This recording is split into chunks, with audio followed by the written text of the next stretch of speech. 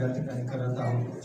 सरांना दीर्घ आयुष्यासाठी आपण कामना करण्याची गरज नाही, मुळात परमेश्वराचं मोठं वरदान सरांच्या माध्यमातून आपल्या सर्वांना असतं।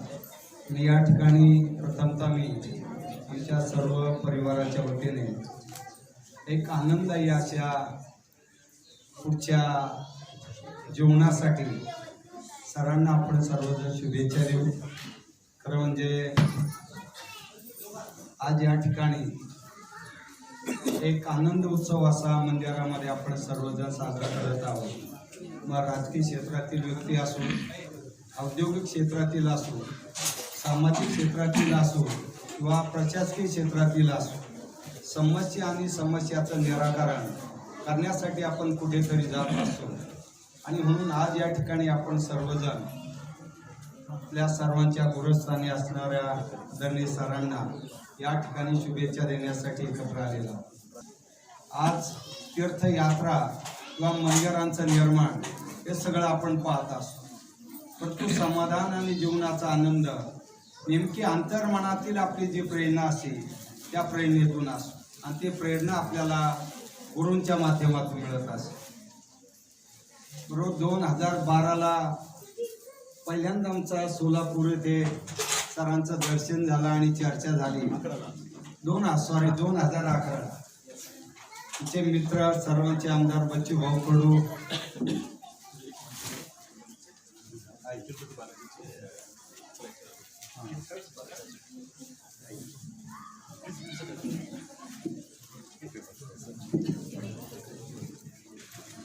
तर आपण त्यावेळेस काही सामाजिक आपल्याला असतं की आपण सामाजिक क्षेत्रात काम करतो। मग वैयक्तिक संबंधी असो किंवा सामाजिक असो, राजकीय असो किंवा प्रशासकीय असो, त्यावेळी आपण कुठेतरी आधार म्हणून जात असतो। आणि सोलापूर येथे पहिल्यांदा ज्यावेळेस चर्चा झाली, सर हिवरे बाजारला आले, एक अर्धा तासाचा वेळ मागचा एक दिवसभर सर गावामध्ये होते। आणि पहिल्यांदा आम्ही, कारण अगोदर ग्रामविकासाचं मोठं काम झालेलंच होतं, झाडी खूप 8-10 लाखाची पुढे आम्ही झाडे लावलेली आहेत। एक दुष्काळी गाव पाणीदार झालं, हिरवं झालं, परंतु मंदिरांची अवस्था आमची अतिशय दयनीय होती। आणि पहिली सुरुवात तिथून झाली का एक काळचं जुन्नर परगण्यातलं छत्रपती शिवरायांचं शेवटचं गाव, जेथे हातमाग होते, हत्ती आणि घोड्यांची बाजारपेठ म्हणून बाजार हे नाव। अशा परिस्थितीमध्ये ज्यावेळेस सुरुवात झाली आणि मग पाहिलं काही अनेक गोष्टी ज्या माझ्या आकलनाच्या पलीकडे होत्या। कधी अंगठी किंवा सोनं असं मी कधी गाड्यामध्ये किंवा कधीच आयुष्यात वापरलेलो।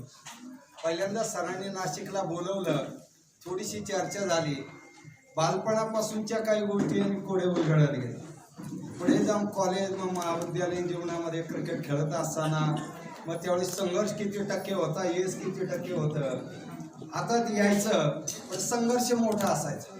आणि ज्यावेळेस पाहिल्यानंतर एक लक्षात आलं की अध्यात्मात सुद्धा वेगळं काही असतं, म्हणून शास्त्राच्या आधारे जे मांडणे असे। आणि आदरणीय सरांचं निवीमधलं जे जीवन होतं त्यातून ब्रह्मांडशास्त्र आणि समुद्रशास्त्र आणि ग्रह आणि मानवी शरीरामध्ये किती पाणी आहे, पृथ्वीवर किती आहे, शरीरात किती धातू आहेत, भूतलात किती आहे, याचा बॅलन्स बिघडल्यावर काय होतं ते नेमकी मार्गदर्शन इथे मिळालं। आणि एकाच वर्षात आम्ही एकही रुपया आमच्याकडे नव्हता, सुरुवात करा म्हणाले। आणि पहिला एक मुंबईत 2 लाख ते साऊथ इंडियन एज्युकेशन सोसायटी एक मुंबईतली मोठी संस्था आहे, त्या दिवशी संध्याकाळी त्यांचा एक 2 लाख रुपयाचा पुरस्कार जाहीर झाला। आणि ते पैसे आले आणि हे मंदिर ज्या व्यक्तीने बांधलं त्यांच्याकडे गेलो, दिलं आणि सुरुवात झाली।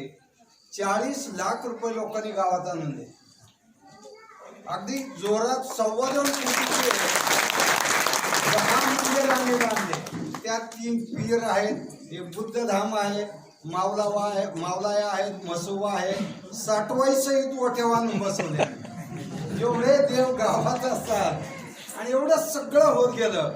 आणि सर स्वतः 3 दिवस तिथे थांबले आणि तिथे प्राणप्रतिष्ठा, मूर्ती आहे सगळं करताना अतिशय सुंदर आणि चांगल्या पद्धतीने केलं।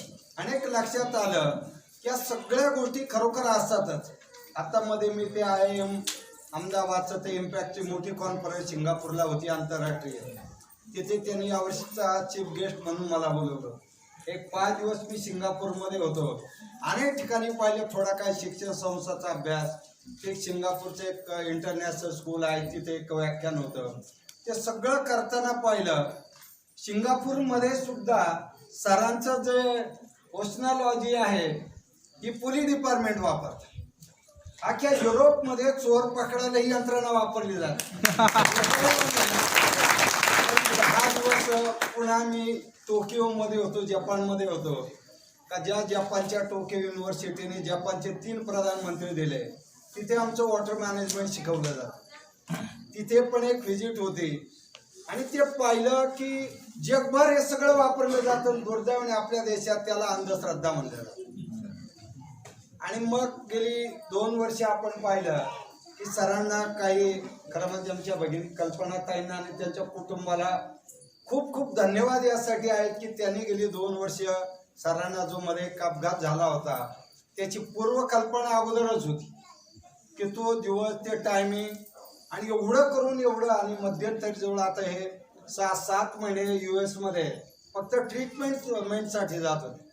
आणि तिथली ट्रीटमेंट घेऊन आपल्या सगळ्या ईशानेश्वराची कृपा, आपल्या सर्वांचं सगळे मनामध्ये असलेलं प्रेम, यातून आता जवळजवळ 99% सर बाहेर पडले. सरांची ओपीडी काय बंद नव्हती. केव्हायचा एक हात पकडलेला, पेन्स होत आहेत, पेनकिलर घ्यायचे, एवढं सगळं असं नाही. आलेल्या प्रत्येकाला त्याचं समाधान होईल, त्याच्या समस्या संपतील, या प्रकारचं मार्गदर्शन करायचं. ही खूप महत्वाची गोष्ट आहे. शेवटी मानवी जीवनामध्ये दुःख आल्याशिवाय सुख येत नाही. आणि सुख यायचं असेल तर दुःखाचा संघर्ष करावा लागतो. आणि दुःखाचा संघर्ष करतानाच माणूस हातबल होत असतो. देवांनाही त्यातून जावं लागलं, माणसालाही जावं लागतंय. पण नेमकी तो संघर्ष चालू असताना जे मनाचं आरोग्य असं, याला स्थिर करण्याचं मोठं काम या माध्यमातून होत असतं. आणि एकदा आपण त्यातून बाहेर पडलो की मग आपण म्हणतो अरे बरं झालं आनंद. पण मधला जो पिरियड असतो ना, तिथे कुठेतरी प्रामाणिकपणे गुरुकडे जायचं असं. आणि म्हणून आम्ही गावामध्ये काम करताना खूप अडचणी असायच्या. आता एवढं तो व्यवस्थित झालं, आता कुठेही त्या प्रकारची अडचण येत नाही. आणि यावर सांगितलं पाऊस नव्हता, आता पण ओढ्याला पाणी आलं नाही. पण आमच्याकडे पूर्वी एक देवीचं मंदिर आहे, ज्याला आता मी जलदेवता, जलसंपदा माता असं नाव दिलेलं आहे. एक चानकाई नावाचं देवीचं मोठं मंदिर आहे. एक काळी हिमालयातील एक तपस्वी दक्षिणेची यात्रा करत असताना हिवरे बाजारात थांबले आणि परिसरातील लोक आले, म्हणाले की आम्ही दुष्काळ आणि पाण्याने हातबल आहोत, आमचं दुष्काळात निवारण करा. म्हणून त्यांनी एका शेळेवर तप केला आणि चंद्रदेवता प्रसन्न झाली. तिच्या नाभीतून पाणी उत्पन्न झालं आणि त्यातून त्या भागाचा दुष्काळ गेला. तर आजही मृगाच्या दिवशी परिसरातील अनेक गावातली लोक पाणी मागवायला येतात. आणि ते एक मंदिर आम्ही अनेक वर्ष आजबोतो. फाउंडेशन व्हायचं, अर्ध्यावर जायचं, बंद करायचं, समस्या कळत नव्हती. आणि सरांनी नंतर एक सिद्ध पूजा केली, ते कोडं उलगडलं आणि मग आणखी आम्हाला कळालं की असंही असू शकतं का. आणि त्यानंतर मात्र ते मंदिर आज एवढं सुंदर झालं. ओढ्याला पाणी नाही, पण यावर तिथं एक नाभी आहे देवीची, त्या नाभीतून सतत पाणी वाहतं. आणि मध्यंतरी ती संकल्पना बंद पडली होती. सरांनी सांगितलं की आपण दीपावली नंतर पाऊस पडणार आहे, सतत पडन. आणि या वर्षी ती 5 लिंब देवीच्या नाभीत टाकले की ते गावाच्या बारवेत यायचे. आणि मध्ये काही कालखंडात ते सगळं बंद पडलं होतं मागच्या 50-60 वर्षात. आणि ते आता पुन्हा नव्याने सुरू होत आहे. म्हणजे याला काय जादू म्हणायची, याला तंत्रज्ञान म्हणायचे. शेवटी ही एक विद्या आहे आणि ही विद्या अनादी कालापासूनची आहे. ही महाभारतात अनुभवलेली आहे, रामायणात अनुभवलेली आहे की भगवान शंकराने जेठेमध्ये गंगा सामावली आणि भगवान शंकर कैलासला जाऊन बसले. तर पाण्यात काम केल्याचा खूप मोठा फायदा होतो. मला सुद्धा कैलासपर्यंत जायला मिळालं. आणि सगळे घाबरले होते, कारण मायनस होतं, ऑक्सिजन नाही. पण मी ठरवून गेलो होतं जे होईल ते ना आपलं. जर हेतू पाण्यातला प्रामाणिक असेल तर शंकराला सुद्धा तिथं सरांचं शेवटी पाठबळ होतं. मी मान सरोवरामध्ये आंघोळ केली आणि ते बॉर्डर सिक्युरिटी फोर्स, कारण काउन्सिलर जनरल चायना आमच्या बरोबर होते, त्यामुळे त्यांची सगळी यंत्रणा सगळे घाबरून गेले की काय होत. पण इतका ठणठणीत आलो मी, एकटाच सुरक्षित मुंबईपर्यंत आलो. कविजय भटकर सर आमच्याबरोबर एक शिष्टमंडळ गेलो होतं. मान सरोवरातलं पाणी आपल्या सिंहासात टाकायचं आणि महाराष्ट्राचा दुष्काळ हटवायचं. म्हणून शंकराचं जे वरदान आणि टेक्निक आहे ते टेक्निक म्हणजे सरांकडे असलेली ती विद्या आहे. या सगळ्या गोष्टी जर आपण पाहिल्या तर आनंद जीवनातला तिथेच असतो ज्यावेळी आपण परोपकार करतो. शेवटी राजकीय सत्ता असो किंवा प्रशासकीय सत्ता असो किंवा सामाजिक चळवळ असो, याचा उद्देश एकच असतो, पहिल्यांदा फर्स्ट नेचर, समाज आणि त्याच्यानंतर आनंद. म्हणून या पद्धतीने या सगळ्या गोष्टी होणं खूप गरजेचं असतं. कारण म्हणजे इथं प्रवचन झालेलं आहे. प्रवचन म्हणून हे नाही, पण आपल्याला एक विनंती राहील की 1972 साली आपण सर्वांनी पाहिलं झऱ्याला पाणी होतं, खायला अन्न आणि रोजगार नव्हता. आणि 2019 साली 1000 फूट खोल गेलो. आज जगातले 100 देश पाण्याचा संघर्ष करतात. नुकतीच एक बँकॉकला 18 देशाचे जलसंधारण मंत्री होते आणि फ्लड आणि ड्राऊट, पूर नियंत्रण आणि दुष्काळ निवारण, आणि 2च भाषणं युनोने ठेवलेले होते. एक भाषण होतं ऑस्ट्रेलियाच्या डॉक्टर मारिया नावाच्या पॉलिसी मेकर आहेत, आणि दुसरं माझं भाषण होतं. त्यांना होतं प्रशासन आणि पाणी, आणि मला विषय होता की स्थानिक समाज आणि पाणी. स्थानिक समाजाला आपण बरोबर घेतल्याशिवाय आपण पहिल्यांदा शेवटी पैसा इथेच राहून जाईल. कारण ते IM इम्पॅक्टचं जे होतं 4.0 आणि त्यांचं म्हणणं होतं का 5.0 अचीव करायचं.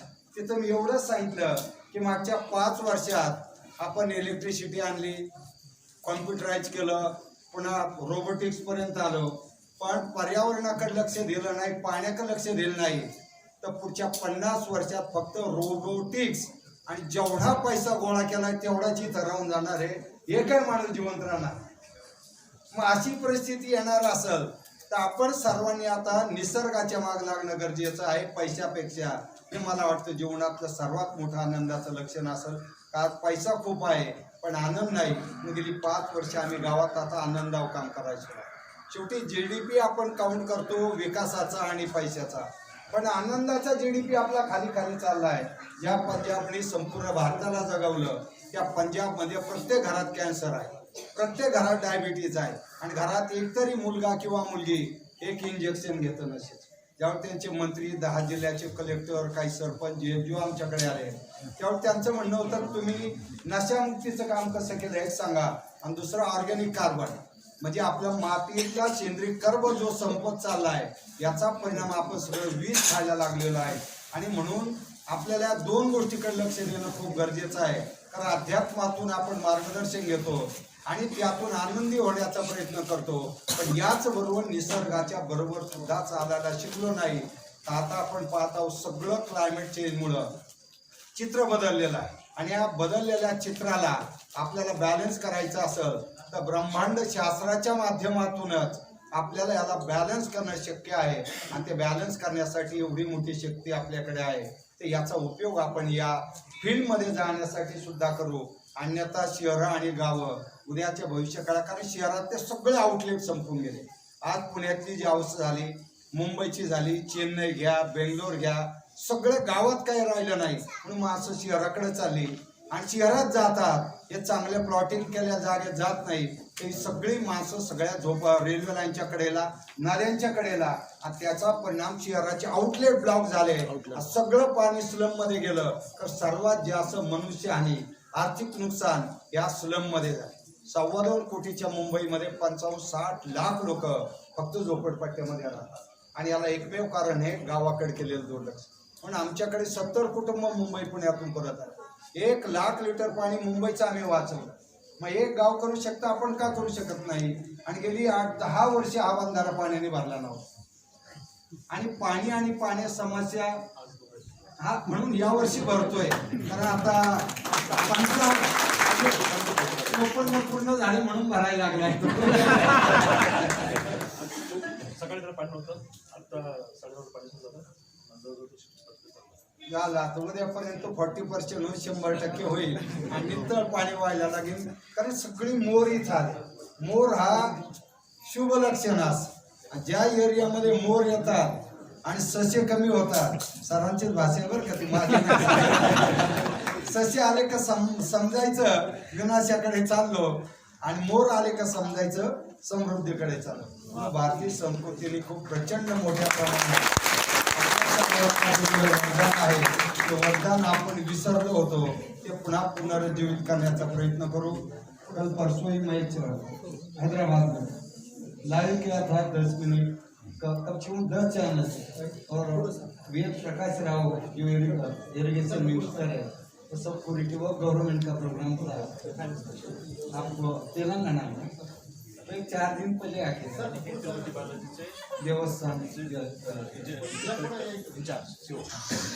ठीक आहे. तर मी जास्त काही न बोलता, कारण आता फिरणं इतकं असं दर महिन्याला 5-6 हजार किलोमीटर जास्त प्रवासामुळे थोडा मानेचा ताप होतो.